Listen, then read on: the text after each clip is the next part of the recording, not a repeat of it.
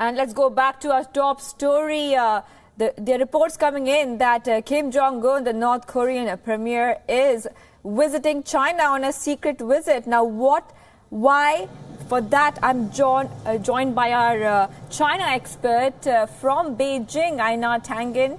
Einar, thank you for joining us here on WION. Now, this is a very big diplomatic event, which, if true, could be his first overseas trip since taking power in 2011. Why would the North Korean leader aim to achieve in this visit?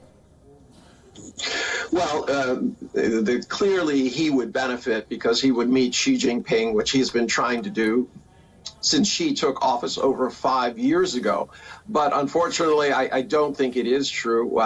What has happened is his sister is in Beijing, and she's at the Thai State House, and she's conducting negotiations on behalf of her brother.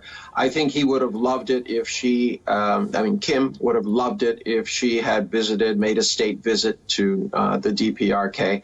I don't think that's really in the cards. I think China is trying to figure out what exactly the DPRK is up to. As you know, there has been a deafening silence on behalf of the DPRK, a lot of rumors about meetings and such, but no public statement as to whether or not the outline of the agreement stated by Trump and his official administration is actually what they've agreed to, right, especially as it goes to this issue of denuclearization.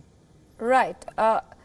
For a second, let's just talk about the timing of the visit. Now, Kim Jong's visit could affect the impending meet between Donald Trump and Kim Jong-un, which is later in a few months. So remember that China and US are pretty much locked in a tariff war.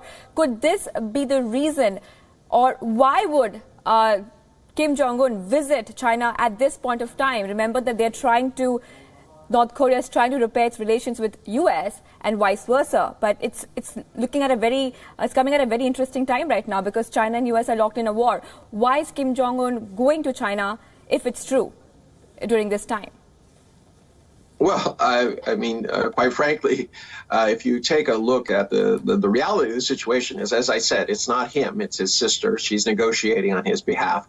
Second, China is their neighbor, and it shares the longest border that they have. So, of course, China will be involved. This fairy tale fiction that somehow the U.S. and the DPRK can reach some sort of consensus on the denuclearization, unless it was complete, is a fairy tale. There has to be other people involved, obviously South Korea, Japan probably, Russia, and the United States. Yes, I think China, Beijing is very interested in what they can find out in terms of the DPRK's position.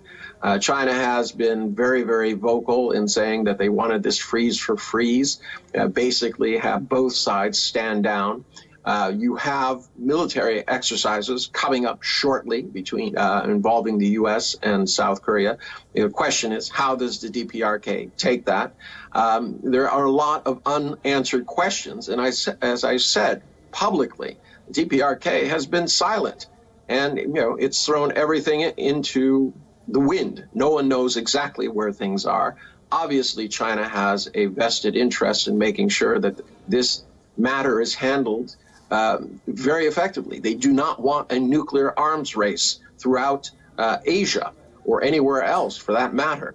It diminishes their power, and of course the U.S. is in the similar boat. So at this point, I think it's a little premature to speculate that he's actually in Beijing.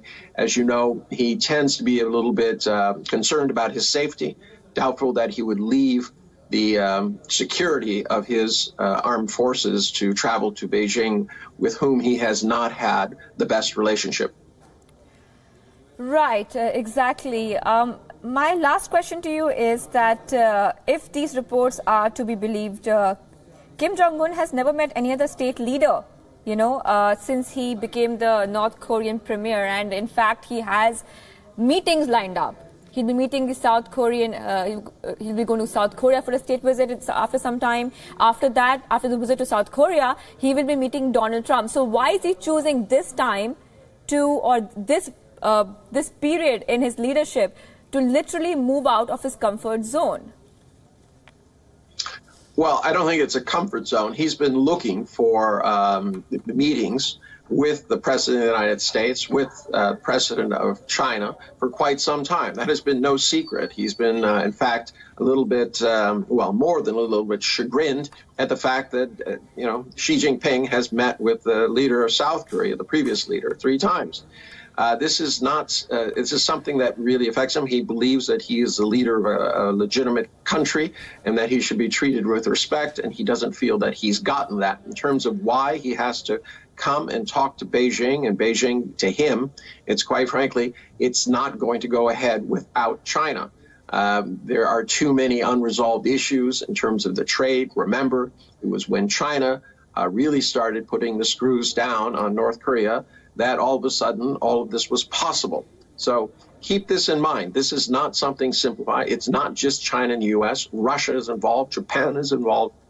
Until you have these 6-party meetings and a consensus of what is going to happen and everyone agrees, then you're not going to see a resolution to this. So what we see here, Donald Trump, Kim, it's a lot of talk points. It helps Trump divert attention from his current issues in the United States, one of which we were just covering, but it does not change the facts. The U.S. will not allow North Korea to have a deliverable nuclear bomb that is capable of reaching the United States. And the DPRK has only one point of leverage, and that is its nuclear arsenal. Right, Einar. Thank you for joining us here on WION. That was our China expert there, Einar Tangen, live from Beijing. He was breaking down the visit, or rather the speculated visit of Kim Jong-un, who's making a visit to China right now. Of course, these are just reports. It's not confirmed yet. It's too premature to say that he's actually in China, but it'll definitely be a big diplomatic move by Kim Jong-un if he's really visiting China. Thank you so much, Einar.